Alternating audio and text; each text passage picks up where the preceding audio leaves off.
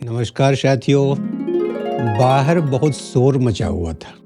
इससे महात्मा गांधी की नींद उचट गई। राजघाट पर वे 70 साल से सोए हुए थे। उन्हें याद आया कि कोई नवयुवक प्रार्थना सभा में आया था जिसने पहले पाँव छुए और फिर गोली मार दी। उन्हें यह भी याद आया कि महाराष्ट्र के पंचगनी में उससे पहली मुलाकात हुई थी। खैर, बरसों बाद महात्मा गांधी अपनी कब्र से उठे। फिर उन्होंने राजघाट को निहारा। अनेक लोग उनकी कब्र पर फूल चढ़ा रहे थे और हाथ जोड़े खड़े थे।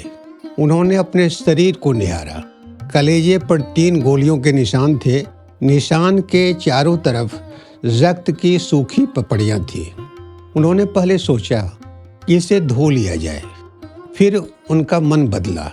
उन्होंने तय किया कि जब इतने वर्षों से पपड़ियां पड़ी हुई हैं, किसी ने धोया नहीं, तो मैं क्यों धोऊं।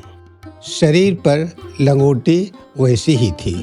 गोली लगते वक्त शरीर पर जो चादर थी उस पर खून के छींटे थे, लेकिन वह अब तक साबुत थी। उन्होंने अपनी लाठी ढूंढी, वह गायब थी।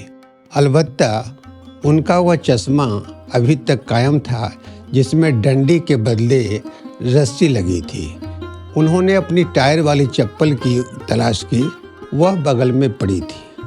उस पर धूल जम गई थी। उन्होंने धूल साफ की और पैरों में डाल लिया। चूंकि लाठी नहीं थी और बरसों से वे चले नहीं थे, इसलिए पाँव उठ नहीं पा रहे थे। किसी तरह जोर देकर पाँव को आगे बढ़ाया और राम मनोहर लोहिया अस्पताल चल पड़े। जेहन में जब लोहिया की तस्वीर उभरी तो मुस्कुराए। बड़ा बातूनी था लोहिया, नटखट भी, हर समय छेड़ता रहता था। कभी कभी उस पर खींच भी आती थी, मगर वह बहुत तार्किक था और था बहुत जिद्दी। सम्मान भी बहुत करता था, लेकिन अपने विचारों पर अड़ा रहता था। गांधी राम मनोहर लोहिया अस्पताल पहुंचे। अस्पताल में डॉक्टर, नर्स और सैकड़ों बीमार लोग। वे उस वार्ड में गए जहां संसद मार्च के दौरान घायल हुए बच्चे पड़े थे। उन्होंने बच्चों को देखा। किसी के सिर पर पट्टी लगी थी, किसी के पांव पर प्लास्टर, किसी के टूटे हाथ झूल रहे थे, तो कोई लेटा हुआ कराह रहा था। दसियों बच्चे ट्रैक्शन पर पड़े थे। एक अच्छी बात यह थी कि कोई बच्चा नाउम्मीद नहीं था। वहाँ से वो वेदांता अस्पताल पहुँचे।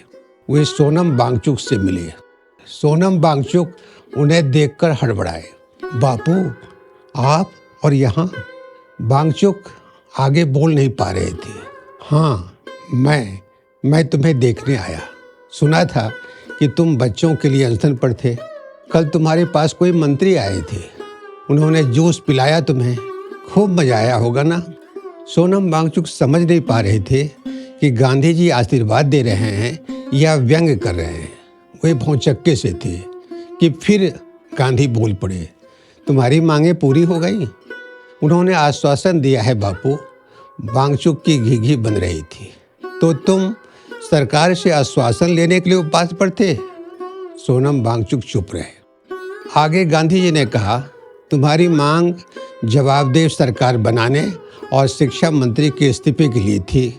क्या ये मांगें पूरी हो गईं?